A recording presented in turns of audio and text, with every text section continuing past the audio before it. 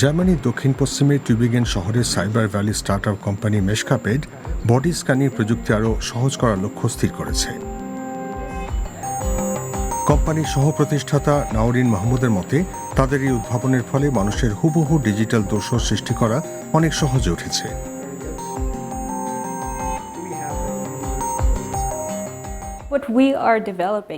আমরা যা ডেভেলপ করছি তার ফলে যে কেউ অত্যন্ত সহজে নিজের অবতার সৃষ্টি করতে পারবেন।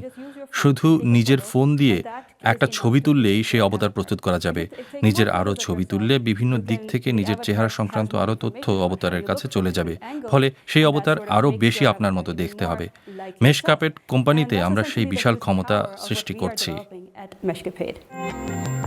মহামারী পরবর্তী যুগে আমাদের শারীরিক বাস্তবতা ভার্চুয়াল জগতের সঙ্গে দ্রুত মিলেমিশে যাচ্ছে। মানুষ নিজের মতো দেখতে অবতার চাইছে, যার মুখের অভিব্যক্তি ও বাস্তবসম্মত সঞ্চালন থাকবে। মেশকাপেড কোম্পানির অত্যাধুনিক SMPL প্রযুক্তি একাধিক সূত্র থেকে তথ্য নিয়ে 3D ফরম্যাটে নিখুঁত ও বাস্তবসম্মত মেটা হিউম্যান সৃষ্টি করতে পারে। বিশেষ করে ফ্যাশন, মনোরঞ্জন ও চিকিৎসা সংক্রান্ত গবেষণার ক্ষেত্রে এই প্রযুক্তির বিশাল সম্ভাবনা রয়েছে।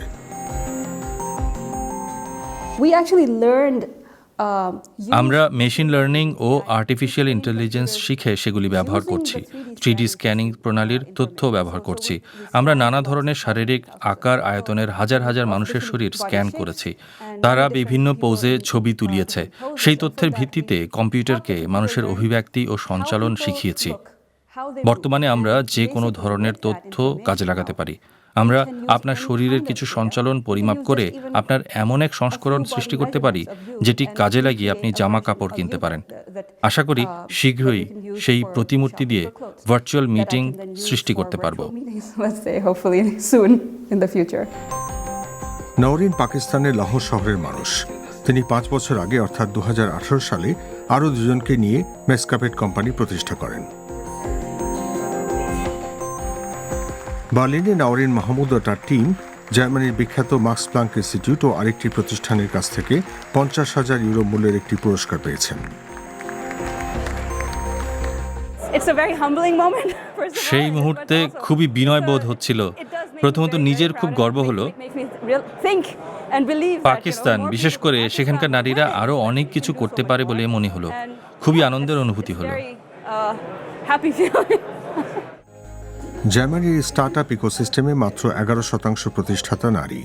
স্টার্টআপ প্রযুক্তি কোম্পানি খোলা নাওরিন মাহমুদের জন্য বেশ কঠিন কাজ ছিল।